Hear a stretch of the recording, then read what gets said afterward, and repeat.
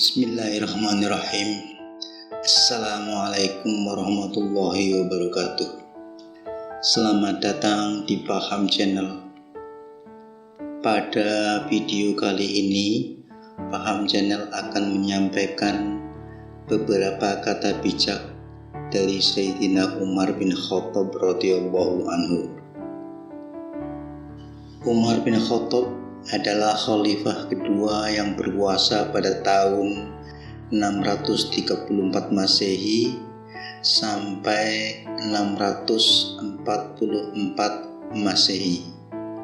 Beliau juga digolongkan sebagai salah satu Khulafaur Rasyidin.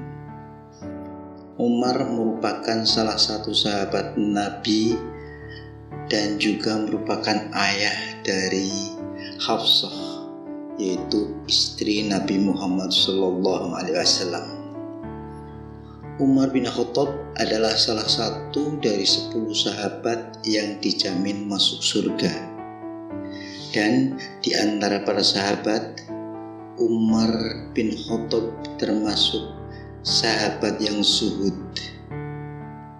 Beliau mengambil alih kekhalifahan Islam setelah Abu Bakar As-Siddiq meninggal pada tanggal 23 Agustus 634 Masehi, bertepatan dengan tanggal 22 Jumadil Akhir tahun 13 Hijriah.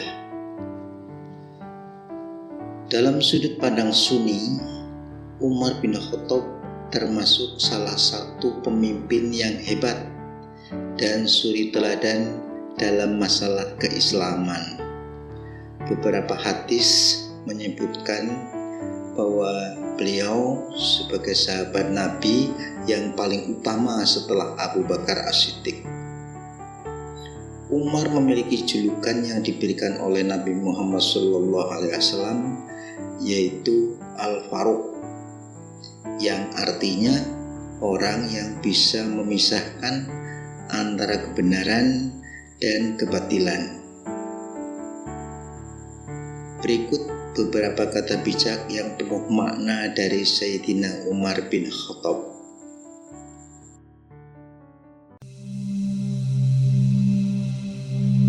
Umar bin Khattab berkata, suatu negeri akan hancur meskipun makmur. Mereka bertanya, bagaimana suatu negeri bisa hancur padahal makmur? Beliau menjawab, jika pengkhianat menjadi petinggi dan harta dikuasai orang-orang fasik. Aku khawatir akan datangnya hari di mana orang-orang yang tidak beriman merasa bangga dengan kedustaannya, sementara orang-orang yang beriman malu dengan keimanannya.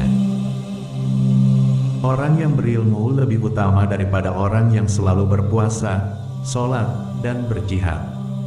Karena apabila orang berilmu meninggal, maka akan ada kekosongan dalam Islam yang tidak dapat ditutup selain oleh penggantinya, yaitu orang berilmu juga.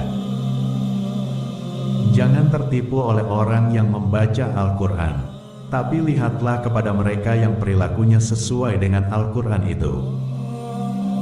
Bila engkau menemukan celah pada seseorang dan engkau hendak mencacinya, maka cacilah dirimu, karena celahmu lebih banyak darinya. Terkadang, orang dengan masa lalu paling kelam akan menciptakan masa depan yang paling cerah. Ilmu ada 3 tahapan. Jika seseorang memasuki tahapan pertama, dia akan sombong. Jika dia memasuki tahapan kedua, maka dia akan rendah hati. Jika dia memasuki tahapan ketiga, maka dia akan merasa bahwa dirinya tidak ada apa-apanya. Mahkota seseorang adalah akalnya. Derajat seseorang adalah agamanya, sedangkan kehormatan seseorang adalah budi pekertinya. Jangan berlebihan dalam mencintai sehingga menjadi keterikatan. Jangan pula berlebihan dalam membenci sehingga membawa kebinasaan. Wanita bukanlah pakaian yang bisa kamu kenakan dan kamu tanggalkan sesuka hati. Wanita itu terhormat dan memiliki haknya. Kebajikan yang ringan adalah menunjukkan muka berseri-seri dan mengucapkan kata-kata lemah lembut. Tidak ada rasa bersalah yang dapat mengubah masa lalu dan tidak ada kekhawatiran yang dapat mengubah masa depan. Perbanyaklah mengingat Allah, karena itu adalah obat.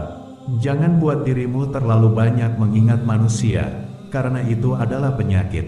Menjauhi dosa itu lebih ringan daripada menanggung rasa sakit dari sebuah penyesalan.